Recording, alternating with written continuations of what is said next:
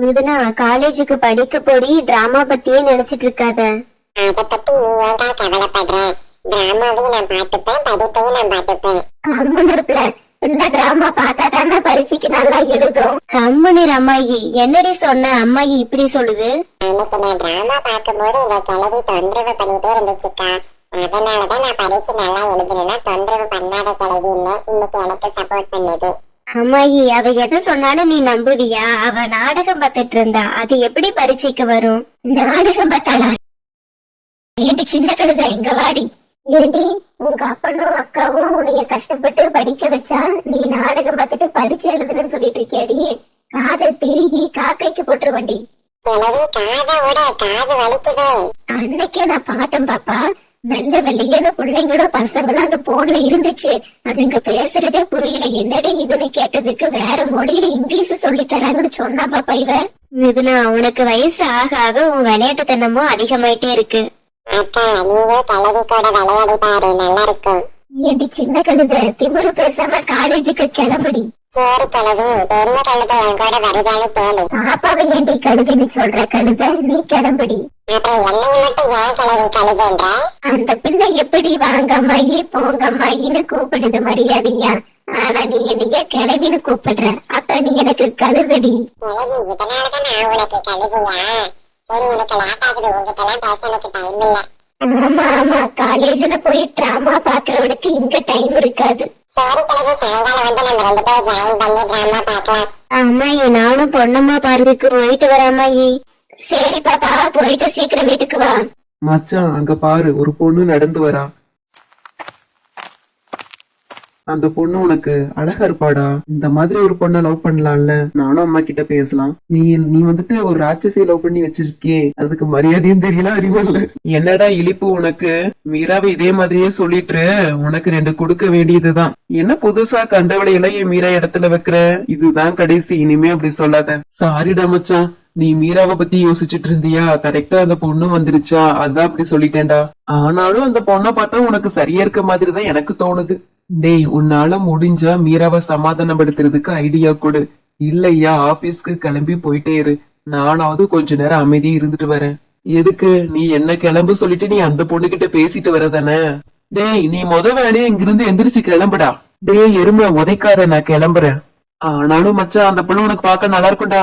ஐயோ, அடிச்சாலும் அடிச்சிட போறான், நம்ம போயிடலாம். ஏய், இன்னைக்கு மித்ரனை வாட்ச் பண்ண சொன்னையா? என்ன நடந்துச்சு? வாட்ச் பண்ணாங்க மீரா. சொல்லு. மித்ரன் உங்களைய உண்மையா லவ் பண்றாங்க மீரா. உங்களை விட்டு கொடுக்கவே மாட்டாங்க. உங்களை திட்டத்துக்கு கூட யாருக்கும் வாய்ப்பு தரக்கூடாதுன்னு நினைக்கிறாங்க. ஏய், நான் உன்கிட்ட இத கேட்கல. அவனை வாட்ச் பண்ண சொன்னது என்னாச்சு? மித்ரன் சாரும் ஆகாஷ் சாரும் எப்பவும் போல பொன்னம்மா பார்க்குக்கு போயிருக்காங்க மீரா. அவங்களுக்கு ஆப்போசிட்ல இருக்க ஒரு பொண்ணை பார்த்து அவங்க பேசிட்டு இருந்தாங்க. அந்த ஆகாஷ் பாத்திருக்கலாம். மித்ரன் அவளை பார்த்தாளா? அதுதான் எனக்கு வேணும். மித்ரன் சார் அந்த பொண்ணை பார்க்கவே இல்லைங்க மீரா. ஆகாஷ் சார் தான் அந்த பொண்ணை பத்தி மித்ரன் சார் கிட்ட சொல்லிட்டு இருந்தாங்க. அத சொல்ல தெளிவா எனக்கு. மித்ரன் எனக்காக பேசினாலும் இந்த ஆகாஷ் எனக்கு பிரச்சனை தான் பண்ணுவான். ஃபர்ஸ்ட் அவனை மித்ரன் கிட்ட இருந்து தள்ளி வைக்கணும். நல்ல ஃப்ரெண்டா இருந்தா பிரச்சனை பண்ணதான் செய்வாங்க. பின்ன உங்க கூட இருக்கட்டும்னு விடுவாங்க. அஞ்சு, மீரா சொல்லுங்க. நீ என்ன யோசிச்சுட்டே இருக்க? இந்த மித்ரனை ஃபாலோ பண்றதை விட ஆகாஷ் தான் ஃபாலோ பண்ணணும். ஏன்னா அவன் தான் ஏதாவது பண்ணிட்டே இருக்கான். அப்போ நான் வாட்ச் பண்ண சொல்லட்டுங்களா மீரா? வேண்டாம் வீடு, இவன் அவ்வளவு ஒருத்தாளா இருக்க மாட்டான். இவனை வாட்ச் பண்ணி நம்ம ஏன் டைம் வேஸ்ட் பண்ணணும்?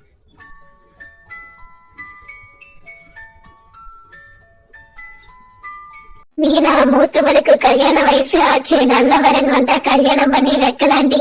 ஆமாங்கத்த, நல்ல இடம் வந்தா கல்யாணம் பண்ணி வச்சிடலாம். மித்ரா அப்பாவும் பாத்துட்டு தான் இருக்காங்க. 24 வயசு ஆகுது.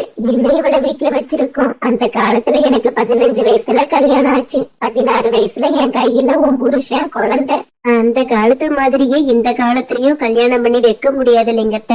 பிள்ளைங்களுக்கு இந்த காலத்துல படிப்பு ரொம்ப முக்கியம். அவங்க கையில சம்பாத்தியம் இருந்தா போற இடத்துல தைரியமா யாரையும் எதிர்பார்க்காம மரியாதையா வாழலாம். படிப்பு வேலைன்னு அவளுக்கு கிடைக்கிறதுக்கு 24 வயசு ஆகிருச்சு. இது தாங்கத்த கரெக்டான வயசு. 25 ஆரம்பிக்கும் போது கல்யாணம் பண்ணிடலாம். சீக்கிரம் நல்ல இடம் பாருங்க, பண்ணிடலாம். ஹலோ, சரி நான் பாத்துக்கிறேன், விடுங்க.